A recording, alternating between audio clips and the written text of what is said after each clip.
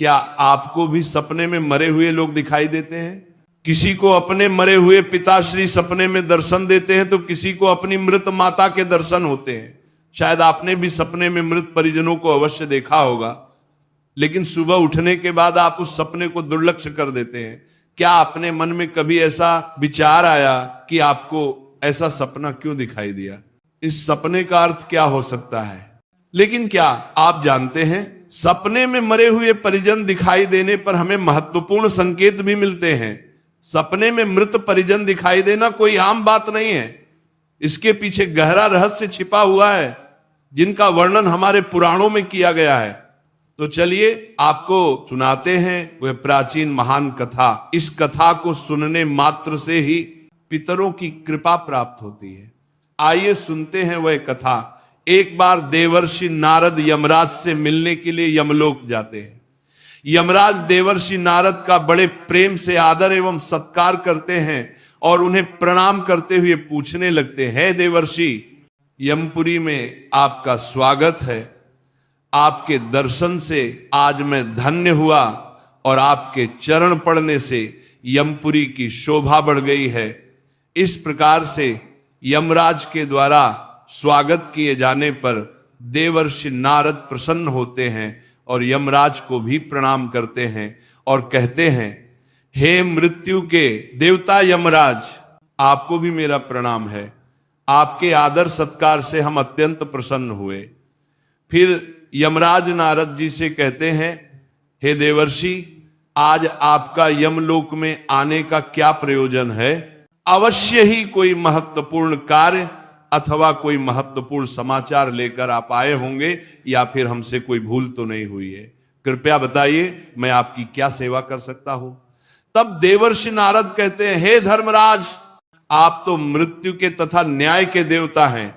आप तीनों लोकों के सभी जीवित और मृत प्राणियों का लेखा जोखा रखते हैं। आपको समस्त चराचर के भूत और भविष्य का भी ज्ञान है। इसीलिए मैं आपके पास कुछ शंका लेकर आया हूं, जिसे दूर करने की कृपा करें। फिर यमराज कहते हैं, हे देवर्षि, आप सत्य कहते हो। हम तीनों लोकों में निवास करने वाले सभी जीवित और मृत प्राणियों का लेखा जोखा अवश्य रखते हैं, किंतु आपके मन की बात जानना हमारे बस का नहीं है।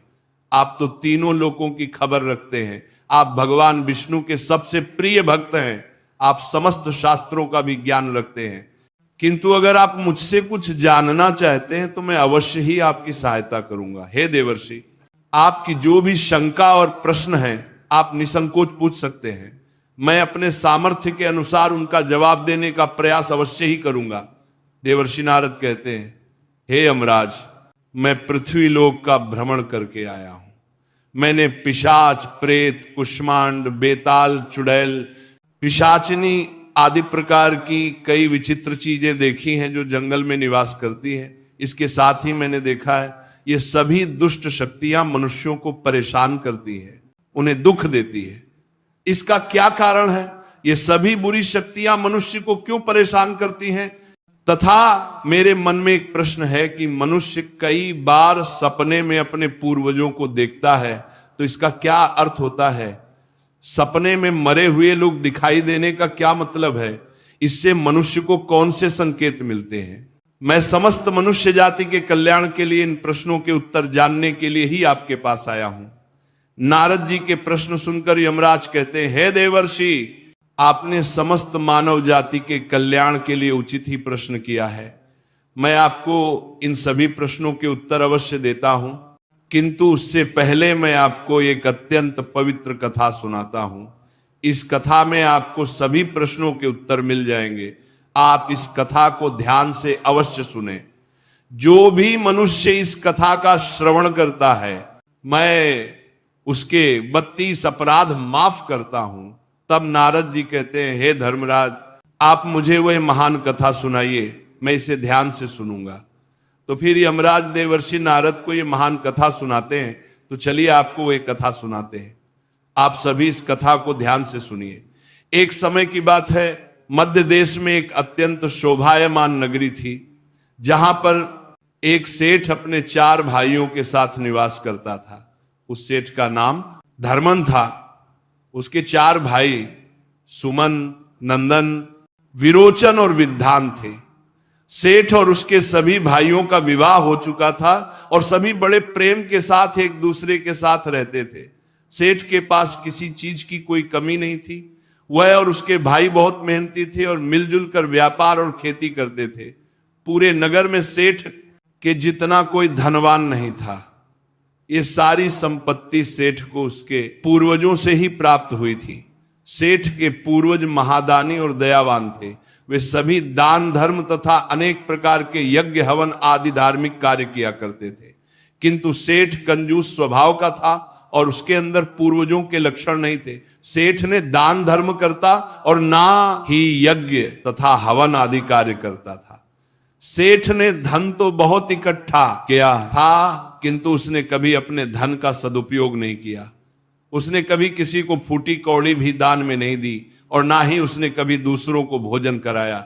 सेठ के पूर्वज तो मंदिरों में भंडारा दिया करते थे, गरीबों को वस्त्र तथा अन्न का दान किया करते थे, लेकिन सेठ ने अपने पूर्वजों का कभी अनुसरण नहीं किया। वह हमेशा ही धन कमाने में और धन का संचय करने में लगा रहता था, जिससे उसके पास बहुत सारी धन संपत्ति तो हो गई, लेकिन उसके पूर्वज उससे बहुत दुखी और नाराज हो गए। फिर पितृपक्ष आया। पितृपक्ष में सभी पूर्वज अपने पुत्रों के द्वारा श्राद्ध और तर्पण की अपेक्षा कर रहे थे, किंतु उनके किसी भी पुत्र ने अपने पूर्वजों के लिए श्राद्ध किया और ना ही तर्पण किया। उन्होंने ना दान धर्म किया और ना ही किसी भूखे प्राणी को भोजन कराया। अपने पुत्रों को ऐसी दुष्टता देखकर सभी पितृगण अत्यंत दुखी हुए। सेठ के पूर्वजों को अपने पुत्र का व्यवहार ठीक नहीं लगता था। इसी कारण से वह पितृलोक में भी दुखी ही रहा करते थे। धन कमाने के लालच में सेठ इतना उन्मत्त हो गया कि वह अपने पूर्वजों को भी भूल गया और उसने अपने पूर्वजों का श्राद्ध तथा तर्पण आदि कार्य करना भी बंद कर दिया, जिससे उसके पूर्वजों की आत्मा की तृप्ति नहीं होती थी। वे अपने पुत्र के ऐसे व्यवहार से दुखी रहने लगे। फिर एक दिन उस सेठ के पूर्वज चर्चा करते हैं। वे एक दूसरे से कहने लगते हैं, हमारा बड़ा ही दुर्भाग्य है जो हमारे कुल में इतने स्वार्थी और लालची पुत्रों का जन्म हुआ है। हमारे पुत्र हमारे लिए श्राद्ध करते हैं और ना ही दान धर्म करते हैं। हमारे पुत्रों के कुकर्मों के कारण हमारा पतन हो रहा है। इस प्रकार से विचार करके वे सभी पितृ अपने पुत्रों से मिलने के लिए जाने के विषय में सोचने लगते हैं और कहते हैं हमें यमराज के पास जाना चाहिए। अब वे ही हमारी इस समस्या का समाधान कर सकते हैं। हम सभी यमराज के पास जाकर उनसे हमारे पुत्रों को मिलने के लिए जाने की अनुमति मांगेंगे। फिर सभी पितृगण आकाश मार्ग से उठते हुए पितृलोक से यमलोक में यमराज के पास जाते हैं। वहां पर जाकर वे सभी यमराज को नमस्कार करते हैं। पितृगणों को यमपुरी में आया हुआ देखकर यमराज भी उनका स्वागत करते हैं और उनके आने का कारण पूछते हैं। तब सभी पितृ हाथ जोड़कर अपना दुख बताने लगते हैं। वे सभी पितृ यमराज से कहते हैं, हे धर्मराज, हमारे पुत्रों की मति भ्रष्ट हो गई है। हमारे पुत्र न दान करते हैं और न श्राद्ध और तर्पण करते हैं। उनके अशुभ आचरण से हमारा पतन हो रहा है। वे कभी दान धर्म नहीं करते हैं, जिस कारण से हमारी संतुष्टि नहीं हो रही है। कृपया आप हमें हमारे पुत्रों से मिलने के लिए एक बार जान दे। हम हमारे पुत्रों को समझाकर लौट आएंगे, उन्हें शास्त्रों का ज्ञान देकर फिर से यमलोक लौट आएंगे। तब यमराज ने उन्हें आज्ञा देते हुए कहा, हे महात्माओं, तुम अपने पुत्र को मिलने के लिए तो नहीं जा सकते, किंतु तुम अपने पुत्र को स्वप्न के माध्यम से संकेत अवश्य दे सकते हो। इसीलिए आप सभी अपने पुत्रों को उनके सपने में जाकर संकेत देकर उन्हें अपना दुख समझा सकते हैं। फिर वे सभी पितृ इस बात पर सहमत हो जाते हैं और एक एक करके अपने सभी पुत्रों के सपनों में जाकर उन्हें दर्शन देते हैं। सबसे पहले वे अपने बड़े पुत्र के अर्थात उस सेठ धर्मन के सपने में उसे दर्शन देते हैं और उसे संकेत देते हैं, किंतु उनका बड़ा पुत्र उनके संकेतों को समझ नहीं पाता है। दूसरे दिन जागने पर वह उस सपने को भूल जाता है और अपने पितरों के द्वारा दिए गए संकेतों को भी नजरअंदाज कर देता है। इससे वे सभी पितृगण फिर से निराश हो जाते हैं और फिर सभी पितृगण अन्य पुत्रों के सपनों में जाकर भी उन्हें दर्शन देने लगते हैं तथा उन्हें अनेक प्रकार के संकेत भी देते हैं, लेकिन उनके बाकी पुत्र भी उन संकेतों को दुर्लक्ष्य कर देते हैं। कोई भी अपने पूर्वजों के द्वारा बताए हुए संकेतों को समझ नहीं पाता है, जिससे सभी पितृगण अत्यंत दुखी और नाराज हो जाते हैं। सेठ और उसके भाई धन कमाने के लालच में पूरी तरह अंधे हो चुके थे। उन्हें पूर्वजों के प्राप्त द्वारा दिव्य संकेतों का महत्व कुछ भी नहीं लगता था, किंतु पितरों के स्वप्न में दर्शन देने के कुछ ही दिनों के बाद उस सेठ को व्यापार में नुकसान उठाना पड़ता है। उसे व्यापार में बहुत ज्यादा घाटा होने लगता है, जिससे उसकी सारी धन संपत्ति नष्ट हो जाती है। सभी भाइयों में वाद विवाद और लड़ाई झगड़े होने लगते हैं। पूर्वजों द्वारा जमा की हुई सारी जमीन जायदाद को वे बेच डालते हैं और पूरी तरह से बर्बाद हो जाते हैं। सभी भाई एक दूसरे से अलग हो जाते हैं और अपना अपना पेट पालने में लग जाते हैं। उधर स्वर्ग लोक में पितरों को अपने पुत्रों की ऐसी दुर्गति देखकर बहुत पीड़ा होने लगती है। सभी पितृगण अत्यंत दुखी और उदास हो जाते हैं। फिर से वे सभी यमराज के पास जाते हैं और कहने लगते हैं, हे धर्मराज, हमसे हमारे पितरों की ऐसी दुर्गति नहीं देखी जाती है। हमारे द्वारा किए गए सभी पुण्य कर्मों को हमारे पुत्रों ने नष्ट कर डाला है। कृपया आप कुछ ऐसा उपाय करें जिससे हमारे पुत्रों को उनकी भूल का पता चल जाए। फिर यमराज उन पितरों से कहते हैं, हे महात्माओं, तुम्हारी इस व्यथा को मैं समझता हूं। मैं तुम्हारी अवश्य ही सहायता करूंगा। मैं स्वयं तुम्हारे पुत्रों के पास जाकर उन्हें उनकी भूल के बारे में बताता हूं। फिर यमराज अपने भैंसे पर सवार होकर पृथ्वी लोक पर आते हैं और उस सेठ के घर की तरफ जाने लगते हैं। हाय, जब यमराज सेठ के घर के समीप पहुंच जाते हैं, तभी वे एक साधु का रूप धारण कर लेते हैं। सबसे पहले वो उस सेठ के घर पर जाते हैं तो वो सेठ अत्यंत बीमार पड़ा हुआ होता है।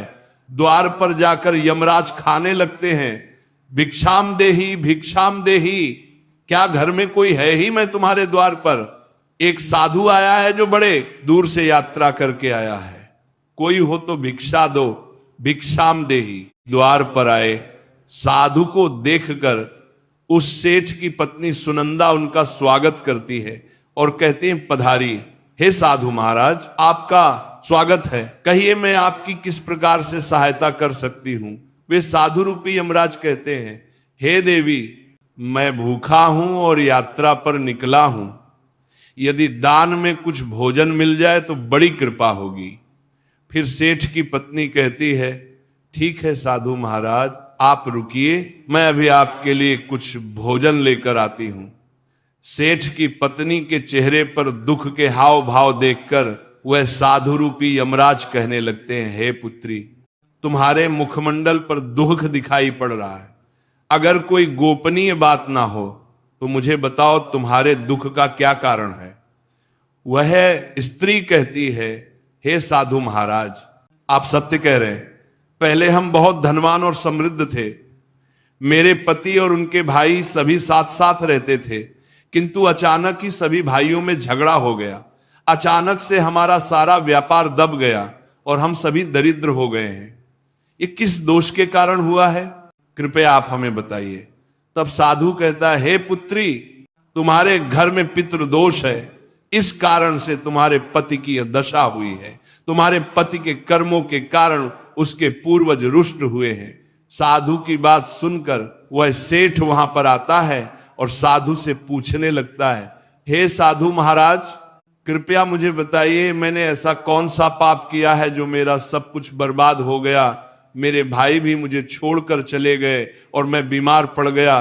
तब वो साधु कहते हैं, हे पुत्र, तुमने अपने पूर्वजों को नाराज किया है। तुम्हारे पूर्वजों ने जो संपत्ति और पुण्य अर्जित किया था उसे तुमने और तुम्हारे भाइयों ने नष्ट कर दिया। इसी कारण से तुम्हारी यह दुर्गति हुई है। तुम लोगों ने अपने पितरों का श्राद्ध नहीं किया, उनका तर्पण नहीं किया। इसी कारण से तुम्हारे सभी पूर्वज तुमसे रुष्ट हो गए हैं। तुम्हारे पूर्वजों ने सपने में आकर तुम्हें कई महत्वपूर्ण संकेत दिए थे, किंतु तुमने उन संकेतों को दुर्लक्ष्य कर दिया और अपने पूर्वजों को अपमानित किया है। यही कारण है कि तुम्हारा सारा वैभव नष्ट हो चुका है। इस प्रकार से उस साधु के द्वारा बताने पर उस सेठ को सब कुछ पता चल जाता है। उसे याद आता है कि उसके सपने में उसके पूर्वजों ने उसे दर्शन दिए थे। वह सेठ उस साधु से कहता है, हे साधु महात्मा, आप सत्य कह रहे हैं। हमारे पूर्वजों ने हमें सपने में दर्शन अवश्य दिए थे, किंतु हम उनके द्वारा दिए गए संकेतों को समझ नहीं पाए। कृपया आप मुझे सपने में पूर्वजों को देखने पर क्या संकेत मिलते हैं, इस बारे में बताइए। फिर वह साधु कहते हैं, हे पुत्र, अब तुम ध्यान से सुनो। मैं तुम्हें सपने में पूर्वज दिखाई देने पर मिलने वाले संकेतों के बारे में बताता हूं। साधु रूपी यमराज कहते हैं, पुत्र, यदि पितरों का उद्धार नहीं होता है तो वे प्रेत योनि में ही मृत्युलोक पर भटक रहे होते हैं। वे भूख प्यास से व्याकुल होकर अपने परिवारजनों के घर में प्रवेश करते हैं। सुनो वत्स, अब मैं तुम्हें उन सभी संकेतों के बारे में बताता हूं जो तुम्हें ध्यान में रखना चाहिए। यमराज ने साधु के वेश में सेठ को बताया, यदि तुम अपने सपने में अपने पूर्वजों को भूख और प्यास से व्याकुल देखते हो तो यह संकेत अत्यंत महत्वपूर्ण है। इसका तात्पर्य यह है कि तुम्हारे पितृ अभी भी प्रेत योनि में भटक रहे हैं। इसका कारण यह है कि उनके लिए उचित रूप से श्राद्ध कर्म और तर्पण नहीं किया गया है। वे अब भी अपने परिवार से आहार और जल की प्रतीक्षा कर रहे हैं। यह स्थिति तब उत्पन्न होती है जब पूर्वजों का तर्पण समय पर नहीं किया जाता या जब श्राद्ध की प्रक्रिया को पूरी श्रद्धा से नहीं निभाया जाता। तुम्हारे पूर्वज स्वप्न के माध्यम से अपनी पीड़ा व्यक्त कर रहे हैं ताकि तुम उनकी स्थिति को समझो और उनके लिए आवश्यक धार्मिक अनुष्ठान कर सको। इस समस्या का समाधान यही है कि अपने पितरों के लिए विधि पूर्वक श्राद्ध कर्म और तर्पण किया जाए। सेठ को और स्पष्ट करते हुए यमराज बोले, अगर तुम्हें अपने सपने में मृत पूर्वज जंजीरों में बंधे हुए दिखाई देते हैं तो यह अत्यंत चिंता का विषय है। यह संकेत इस बात का प्रतीक है कि तुम्हारे पितृ किसी बंधन में हैं और उन्हें मुक्ति नहीं मिल पाई है। यह स्थिति तब उत्पन्न होती है जब उनके श्राद्ध या तर्पण समय पर नहीं किए जाते या उनके लिए आवश्यक धार्मिक कृत्य अधूरे रहते हैं।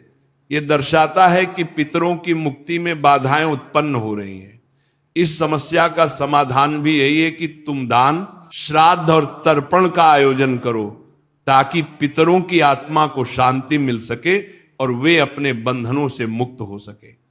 यमराज ने गंभीरता से कहा, अगर तुम्हारे पूर्वज सपने में मैले और फटे पुराने वस्त्र पहने हुए दिखाई दें तो यह अत्यंत अशुभ संकेत है।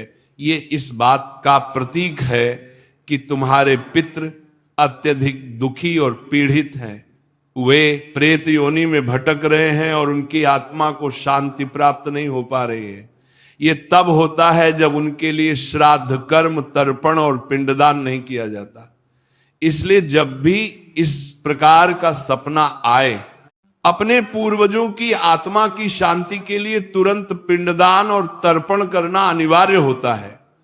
सेठ से बात करते हुए यमराज ने समझाया, अगर तुम्हारे पूर्वज सपने में तुमसे कुछ मांगते हुए दिखाई दें तो यह इस बात का संकेत है कि उनकी कोई अधूरी इच्छा बाकी रह गई है।